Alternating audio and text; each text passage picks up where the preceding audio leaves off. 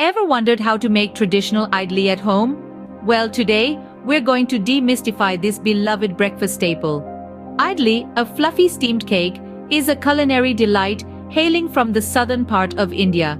However, its popularity has transcended regional boundaries, making it a favorite across the Indian subcontinent. Now, what makes idli so special? Its unique combination of rice and lentils not only ensures a soft texture, but also packs a nutritional punch. The fermented batter is a source of protein and fiber, making it a healthy choice for any meal of the day.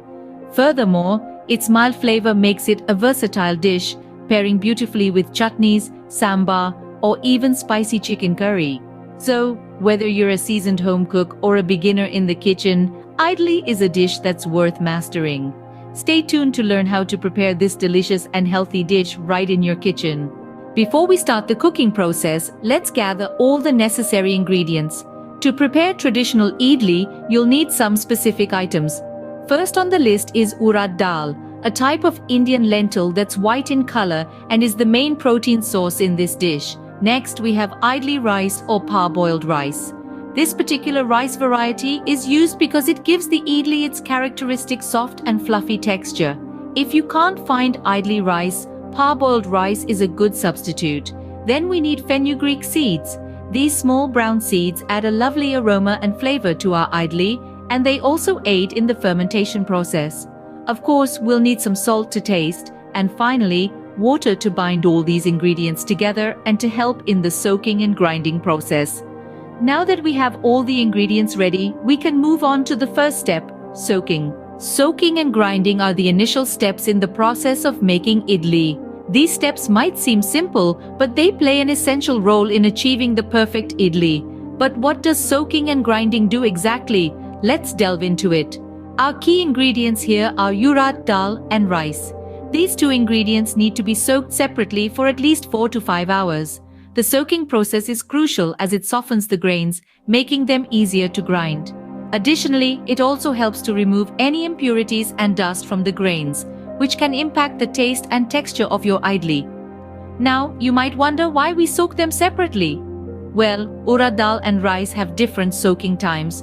Urad dal becomes soft and swells up more quickly than rice. Soaking them separately ensures that both ingredients are prepared perfectly for the next step, which is grinding. Once your urad dal and rice are nicely soaked, it's time to grind them. The goal here is to achieve a smooth batter. You might need to add a bit of water while grinding, but remember, don't overdo it. The consistency of the batter is key. It should be thick yet pourable, something like pancake batter. It's important to note that the urad dal and rice need to be ground separately, just like they were soaked. The urad dal should be ground until it turns into a smooth and fluffy batter. On the other hand, the rice doesn't need to be as smooth. A little bit of coarseness in the rice batter can actually give your idli that traditional texture. Once both the batters are ready, they need to be mixed together. Now don't be shy to use your hands for this. Mixing the batter with your hands helps in fermenting the batter as the warmth of your hands aids the process. Once the batter is smooth and fine, it's time to ferment it. The fermentation process is what gives idli its unique taste and fluffy texture. But we'll get into that in the next step. For now, pat yourself on the back because you've successfully completed the soaking and grinding stage. On to the next. The secret to soft and fluffy idlis lies in the fermentation process. This isn't just a saying, folks, it's the culinary truth. Fermentation is the magic that transforms a simple batter into a delicious fluffy idli. After we've soaked and ground our ingredients, we're ready to embark on this transformative journey. But don't worry, it's not as complicated as it sounds. All you need is a little patience and a warm place. Yes, you heard it right. Warmth is key to the fermentation process. This is because the process relies on the activity of natural yeasts and bacteria, and these little helpers thrive best in warm conditions. So let's get to it. After you've mixed your batter, cover it and place it in a warm spot. This could be near a heater, in an oven with the light on, or even in a sunny window. But remember, we're not cooking the batter, just providing a cozy environment for our microscopic friends to work their magic. The fermentation process takes about 8 to 10 hours, but it's best to leave it overnight. This way the batter has ample time to ferment and you wake up to a ready-to-cook breakfast. While it may seem like a long time, it's worth every minute. It's during this time that the yeast and bacteria consume the sugars in the batter, producing carbon dioxide as a byproduct. This carbon dioxide gets trapped in the batter, giving it a light, airy texture. It's this trapped gas that will give our idlis their characteristic softness and fluffiness. But it's not just about texture. Fermentation also plays a crucial role in flavor development. The process results in a slightly sour taste, giving the idli its unique flavor profile. So don't rush this step. Patience is the key ingredient here. A well-fermented batter is your ticket to soft, fluffy, and delicious idlis. After the batter has fermented well, we are ready to steam the idlis. So let's move on to the next exciting step of our idli making journey. Steaming is the final step in the making of idli. Now that we've got our fermented batter ready, it's time to transform it into the fluffy rounds of goodness that we all love. To start, let's get our idli molds out. These are special plates with round, shallow depressions designed to give idlis their characteristic shape. If you don't have idli molds, don't worry. You can use small bowls or even muffin tins as a substitute. Just make sure they are heat-proof and fit into your steamer or pressure cooker. Before we pour the batter into the molds, we need to prepare them. A quick wipe with oil ensures that the idlis don't stick and can be easily removed once they're steamed. So, grab some oil, a bit of kitchen paper or a brush, and lightly coat each depression in the mold. Now, we're ready to fill the molds with our batter. Use a ladle or spoon to carefully pour the batter into each depression.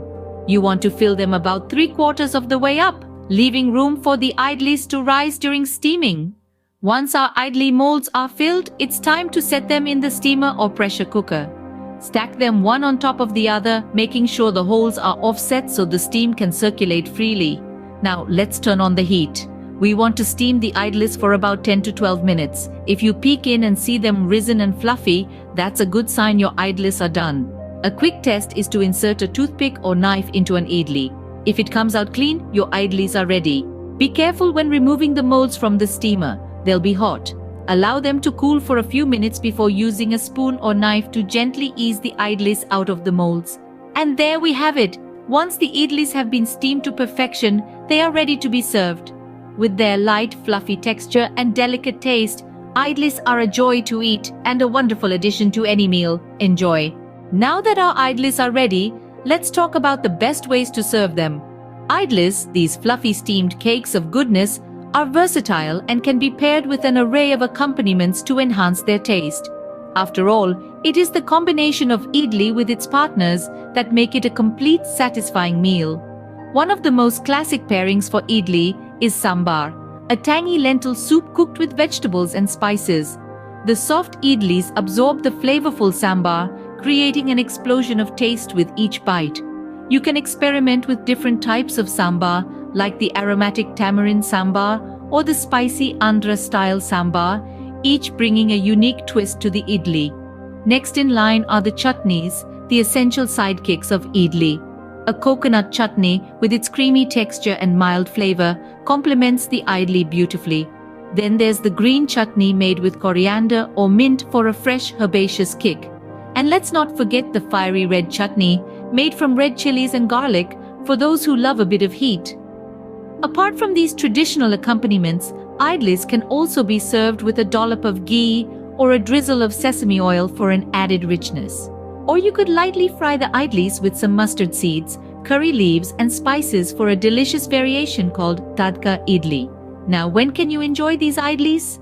Well, idlis are not just a breakfast food. They can be a part of your lunch or dinner as well. They are light yet filling, making them a great option for any meal of the day. So there you have it, a world of possibilities to explore with your homemade idlis. Try these combinations or create your own. After all, the beauty of cooking lies in experimentation. Enjoy your homemade traditional idlis, and remember, the key to perfect idlis lies in the fermentation process.